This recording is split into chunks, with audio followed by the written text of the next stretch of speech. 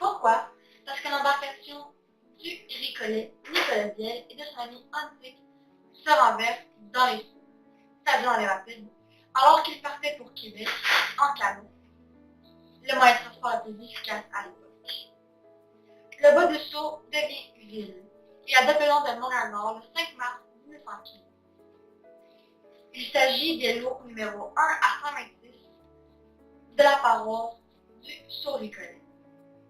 À l'époque, la ville comptait seulement 996 citoyens. La ville était aussi majoritairement catholique, donc elle construit sa première église qui vit le jour en 1917 au nom de Saint-Gertrude. La première école au nom de Saint-Charles était déjà sur pied lors de la fondation de la ville, depuis déjà les années 1800. La nouvelle ville fut construite son hôtel de ville, qui s'acheva en 1917. La ville emprunta aussi une énorme somme d'argent pour faire construire le boulevard Pinot. Une arrêt pour le tramway 40 est alors installé sur ce boulevard, dans les alentours de 1920. Le tramway servira jusqu'en 1959, où il se transformera en trajet d'autobus. La même année, la ville implanta le boulevard Henri Bourassa dans ses quartiers. Le traversier fut longtemps le seul moyen de communication entre le nord de la ville de Montréal et les Jésuites, notre ville de Laval. L'été, les autres raisons où l'eau n'était pas gelée, on traversait soit en chaloupe ou en radeau de bois qu'on mettait les autos dessus. Et l'hiver, on traversait soit à pied ou en carriole. Les employés de la prison de Saint-Vincent-de-Paul se rendaient à leur travail grâce aux traversées. Comme le faisait le grand-père de mon propre grand-père maternel, il se rendait à la prison à chaque matin afin d'enseigner le métier de plomberie. Il utilisait les traverses que l'on retrouvait sur la rivière des Pyrénées. Le pont Coron fut construit en 1937. Il remplaça la majorité de traverses dès sa construction. Comme par exemple le traverse l'Archevêque, qui vécut un franc succès surtout durant la crise économique. Alors, je suis Chantal Rossi, comme vous le dit, je suis conseillère municipale ici à Montréal-Nord et je suis la fille de Carlo Rossi, qui a été député fédéral ici à Montréal-Nord de 1979 à 88, fin 88, donc presque 10 ans. Il a été le premier député fédéral d'origine italienne du Québec à siéger à la Chambre des communes. Donc, c'est vraiment un moment qui est marqué dans l'histoire, que le premier député d'origine italienne siège à la Chambre de communes. Alors, c'était un moment important et c'était pour la communauté italienne un moment marquant d'avoir un Italien qui va siéger pour eux à la Chambre de communes. Et étant donné qu'à Montréal-Nord, on avait une communauté italienne et on a encore une communauté italienne assez forte, c'était une grande fierté.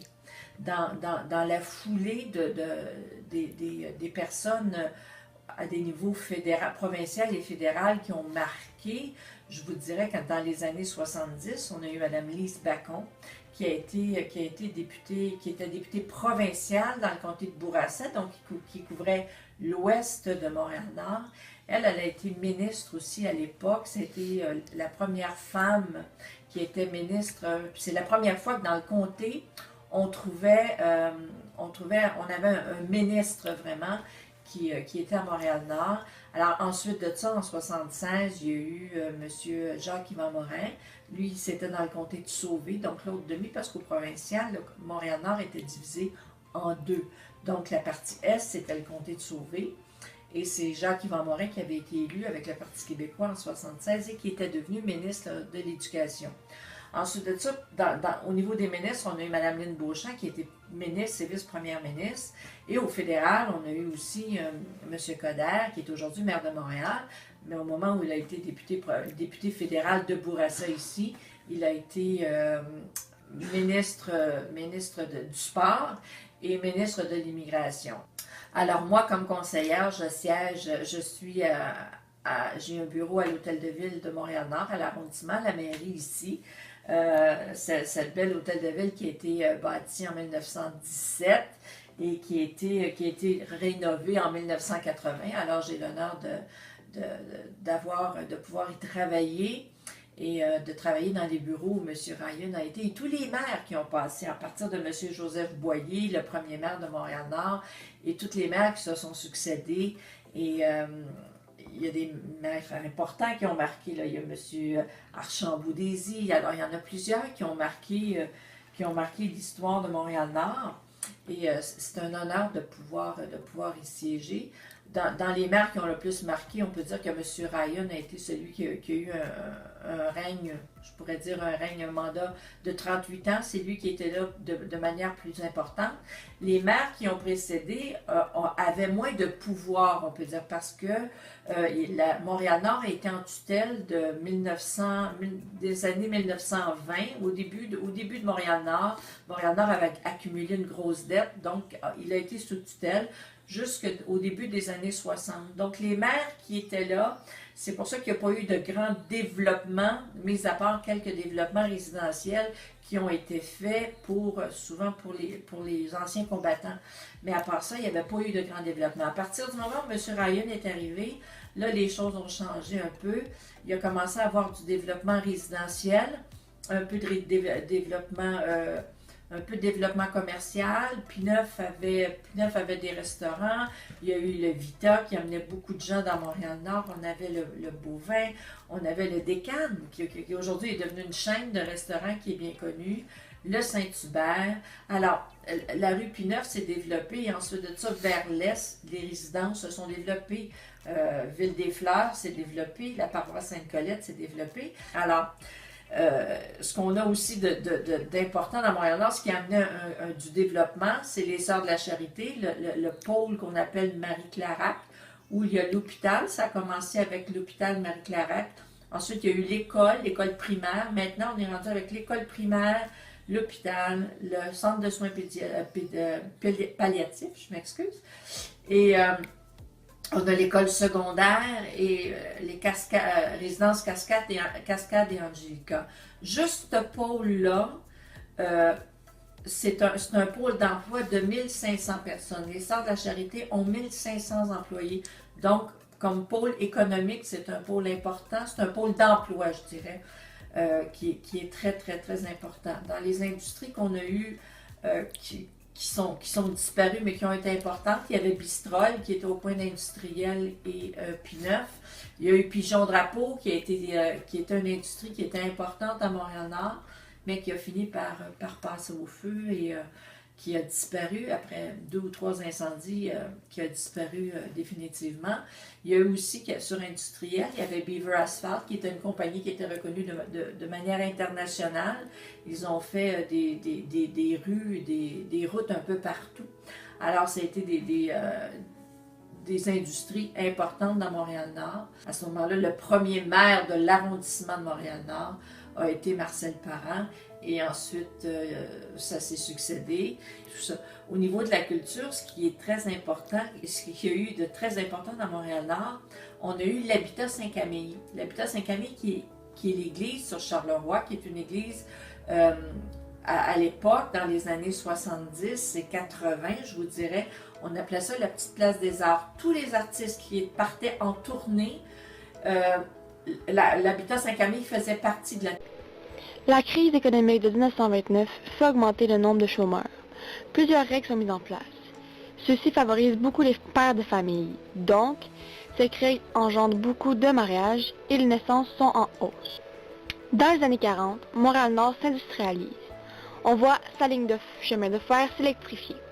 L'apparition des premières lignes téléphoniques se produit aussi.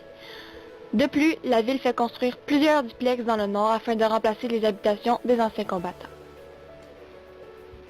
Les années 60, c'est une période où Montréal-Nord a connu une brusque hausse démographique accompagnée d'une importante croissance urbaine. Cette augmentation est attribuable au phénomène de l'étalement urbain. En grandissant son réseau autoroutier, Montréal-Nord a facilité l'exode des jeunes couples, attirés par les lieux moins densément peuplés et à la proximité des services, qui décident de s'établir dans une banlieue comme Montréal-Nord. En 1970 a lieu l'ouverture de la première bibliothèque de Montréal-Nord sur Charleroi.